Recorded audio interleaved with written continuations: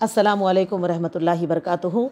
फ़अऊज़ु बिल्लाहि मिनश्शैतानिर्रजीम बिस्मिल्लाहिर्रहमानिर्रहीम। आज हम अपने उन्वान में जानेंगे रजब के महीने की क्या फ़जीलत है और इसका एहतराम कैसे करना है और इसकी सुन्नतें और इसकी बिदअतों के ताल्लुक़ से।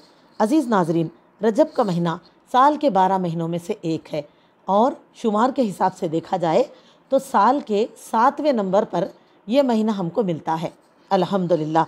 और इसकी फ़जीलत हमको ये मिलती है कि अल्लाह ताला ने इस महीने को हुर्मत वाले महीनों में शुमार किया है। जैसे कि अल्लाह ताला कुरान मजीद में सूरह तौबा सूरह नंबर 9 आयत नंबर 36 यानी कि सूरह नंबर 9 आयत नंबर 36 में फरमाते हैं, आऊज़ु बिल्लाहि मिनश्शैतानिर्रजीम बिस्मिल्लाहिर्रहमानिर्रहीम इन्ना इद्दतश्शुहूरि इंदल्लाहि इस्ना अशरा शहरन फ़ी किताबिल्लाहि यौम खलक़स समावाति वल अर्ज़। अल्लाह फरमाते हैं, तर्जुमा कुछ ऐसे हैं कि बेशक महीनों की गिनती अल्लाह ताला के यहाँ साल के हिसाब में 12 की है अल्लाह ताला की किताब में, और ये जब से है जब से ज़मीन और आसमान बने हैं। और अल्लाह ताला आगे फरमाते हैं, अरबअतुन हुरूम, और इनमें 4 महीने हुर्मत वाले हैं। ज़ालिकद दीनुल क़य्यिम, यही दुरुस्त दीन है। मेरी अज़ीज़ नाज़रीन, तो अल्लाह ताला ने जिस बात की तालीम फरमाई है और अल्लाह ताला यहाँ जो फरमाते हैं कि ये महीनों का जो शुमार है वो सिर्फ़ उम्मत मोहम्मदिया के लिए नहीं है, ये तब से है जब से ज़मीन आसमान बने। तो हर पैगंबर, हर नबी की उम्मत ने इन तमाम शरीयतों को अपनाया है। उन ज़माने की जैसी जैसी तालीमात थी वैसे हिसाब से तो हमारे लिए भी इस्लामी तालीमात में सिर्फ नमाज रोज़ा हज ज़कात ही नहीं है, बल्कि महीनों का आदाद व शुमार रखना, फिर हुर्मत वाले महीनों का एहतराम करना, यह भी ज़रूरी है। जिस तरह अल्लाह ताला ने इन महीनों की हुर्मत के ताल्लुक़ से बयान फरमाया, अल्लाह के रसूल सल्लल्लाहु अलैहि वसल्लम ने अपनी उम्मत को भी इसकी तालीम फरमाई। जैसे कि सही बुखारी हदीस नंबर 3197 3197 में आप सल्लल्लाहु अलैहि वसल्लम फरमाते हैं कि महीनों की गिनती अल्लाह ताला के यहाँ 12 की है, जिनमें 4 महीने हुर्मत वाले हैं। और वो कौन कौन से हैं? फरमाया आप सल्लल्लाहु अलैहि वसल्लम ने, ज़ुल्क़अदा, ज़ुल्हज्जा, मुहर्रम और रजब का महीना, ये 4 महीने अल्हम्दुलिल्लाह।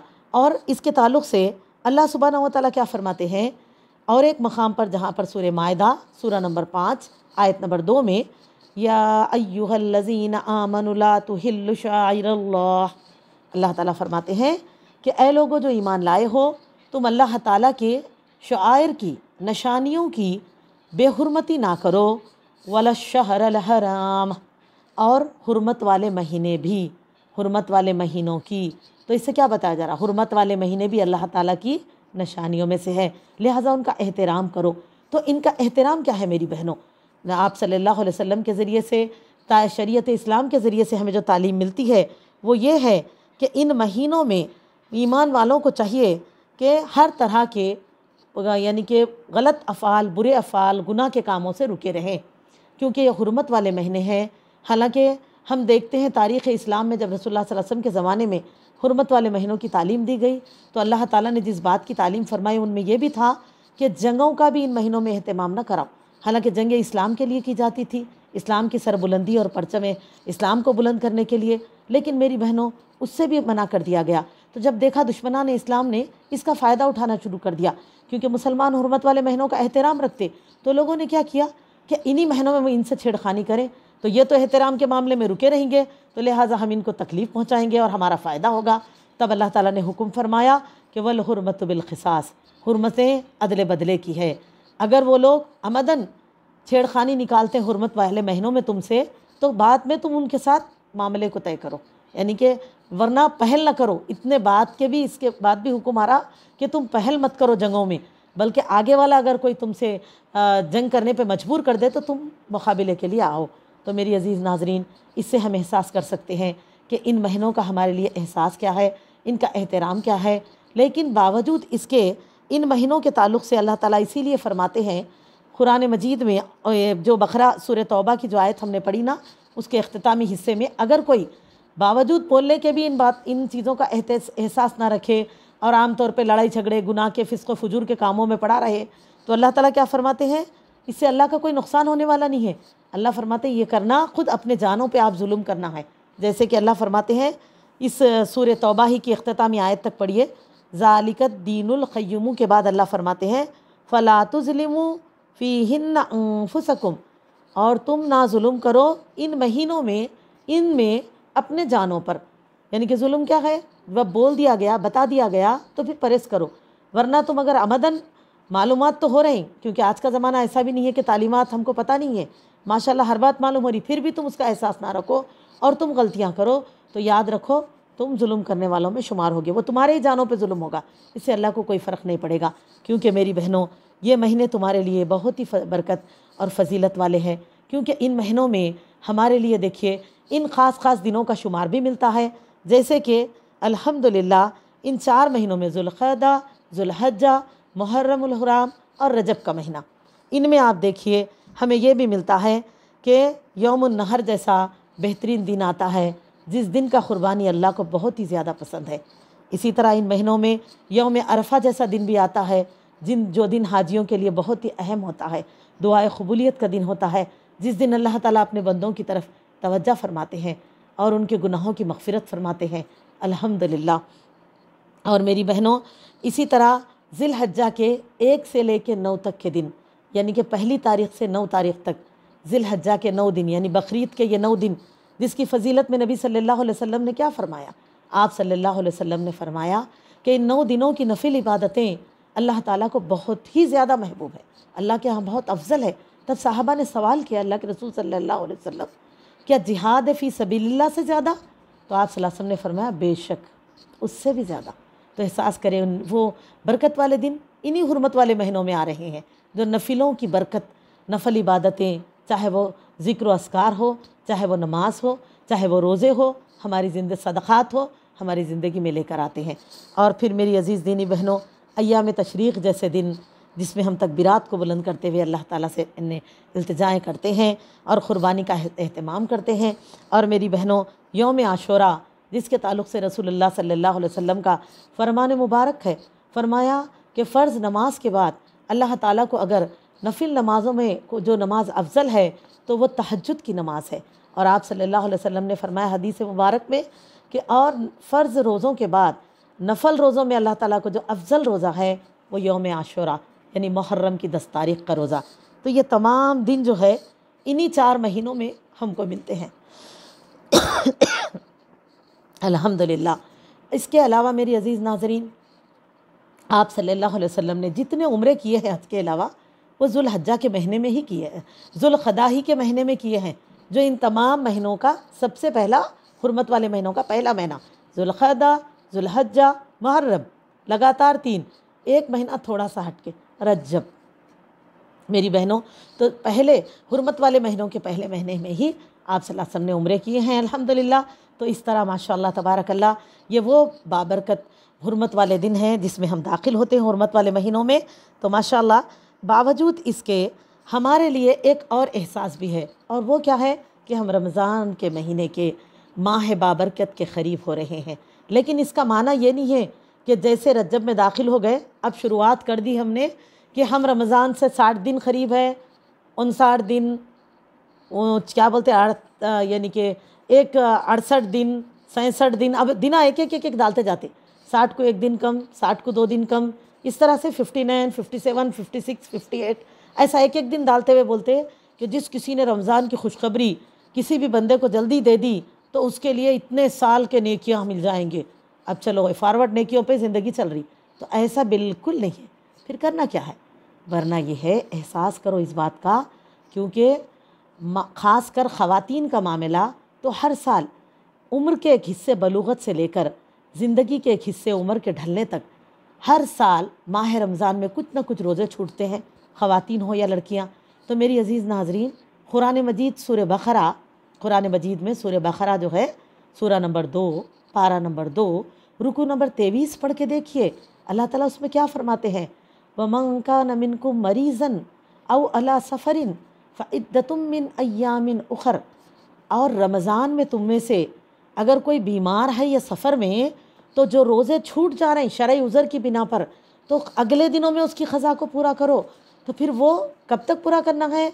उम्मत की आयशा रज़ी अल्लाह तआला अन्हा फरमाती हैं कि जो हमारे ख़ज़ा रोज़े रमज़ान के छूट जाते तो अगले शाबान की 15 से पहले हम उसको तकमील कर लेते, ज़्यादा से ज़्यादा हो सके, जितना जल्दी हो सके। जिसने कर लिया वो बहुत वेरी गुड, और जो नहीं करे दरमियान में आके करे वो भी बेहतरीन है, और जो अब हम इरादा कर ले रहे हैं कर देंगे वो भी बेहतरीन है माशाल्लाह। लेकिन करना है, तभी अगर हम छोड़ देंगे तो फिर हम उतने रोज़े रख के ये 6, 4, 3, 2, 1 जिसके भी जितने भी छूटे होंगे, एक उम्र तक ज़रूर छूटते हैं ना ख़वातीन के, कोई और तकलीफ़ हो ना हो और शरई उज़र है इसकी बिना पर, तो फिर उन रोज़ों की ख़ज़ा है। इसीलिए हमको चाहिए एहसास करें और जल्द अज जल्द रोज़ों को तकमील कर लें, क्योंकि दिन अभी बहुत कम हो चुके हैं।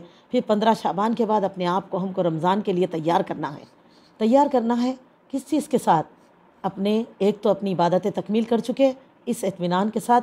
दूसरा मेरी बहनों, जो भी ज़रूरियतें दुनिया हैं, जैसे कपड़े की ख़रीदारी हो, सामान की ख़रीदारी हो, कोई भी असबाब अशिया की ख़रीदारी हो, सब कुछ अपने घरों में ला के एडवांस रख लें। कहीं ऐसा ना हो कि एंड टाइम रमज़ान में इबादतों के बीच में हमें कोई तकलीफ़ हो।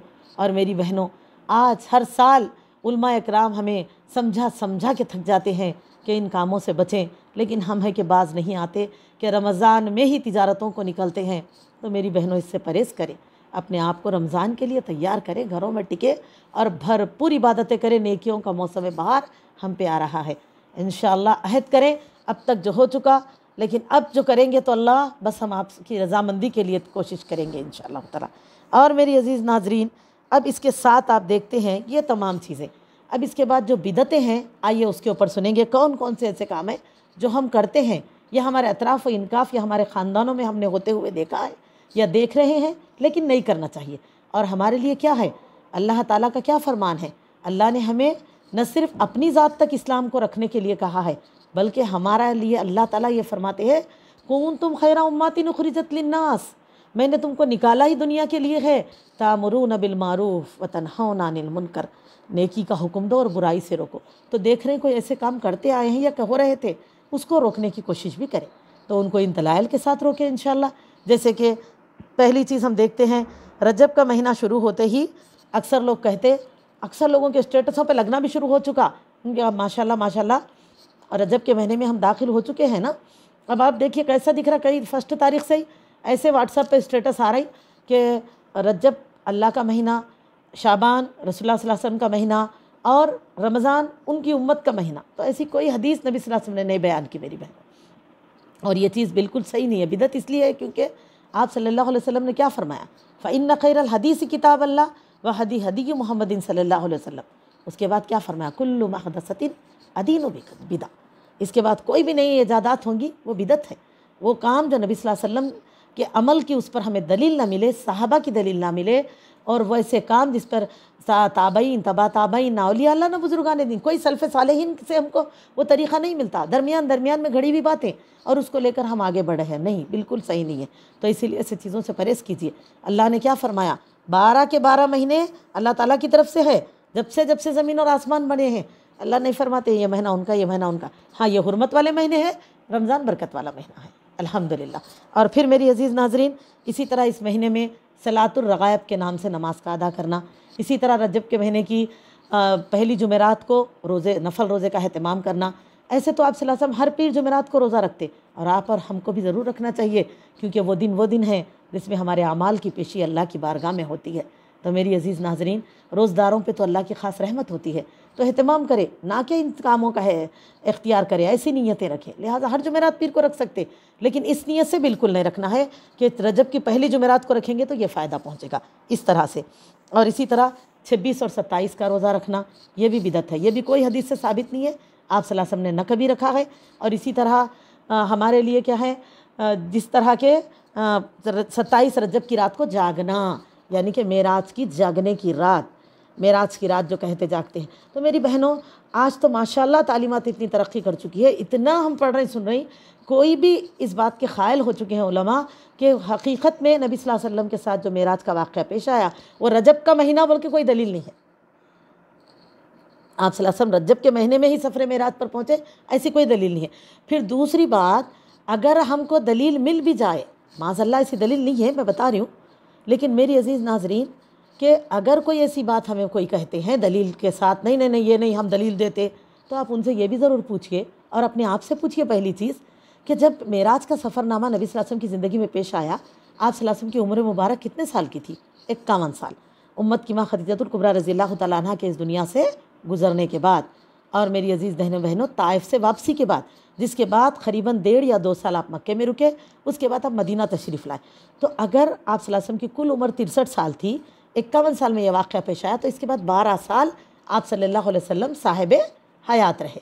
तो इन 12 सालों में हर साल 2 साल जो मक्के में गुजारे वहाँ और 10 साल जो मदीने में गुजारे वहाँ पर, हर साल के 12 महीने और 12 महीनों में रजब का महीना आया है ना, बराबर आया है ना, क्योंकि 12 महीनों में शुमार है, ये 7वां महीना है और बराबर आता है, तो आया होगा।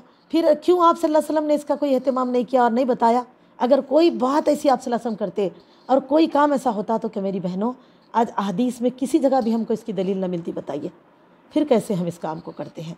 मेरी अजीज़ नाजरीन, जो हमारे लिए अच्छा था और जिसमें हमारे लिए खैर है, अल्लाह ताला ने मोहम्मद सल्लल्लाहु अलैहि वसल्लम के ज़रिए से तकमील फरमा दिया और अल्लाह ताला ने उस पर मोहर लगा दी, अल-यौमा अकमलतु लकुम दीनकुम, कहते हुए कि मैंने दीन को तकमील कर दिया, मोहर इला हो चुकी है। अब इसके बाद इसके अंदर कोई भी चीज़ की ज़्यादती अल्लाह ताला नहीं कबूल करेंगे। अल्लाह ने ऐलान फरमा दिया, रज़ीतु लकुमुल इस्लाम दीना। तो फिर जो काम दुनिया में क्या है, कितना ही अच्छा क्यों ना दिखो, लेकिन वो काम आपको कुरान और हदीस से न मिले, सल्फ़ सालिहीन से न मिले, साहबा से न मिले, तो फिर हम उस काम को नहीं कर सकते। इसी को तो सही दीन कहते हैं और इसी दीन की तालीम अल्लाह ताला ने हमको दी और इसी दीन को कबूल करने का वादा फरमाया है। तो मेरी अजीज़ नाजरीन, इन कामों से बचते हुए अल्हम्दुलिल्लाह हमको चाहिए कि माह रजब का जो एहतराम है उसको अपने अमलों में बाकी रखें। अस्सलामु अलैकुम व रहमतुल्लाहि व बरकातुहू।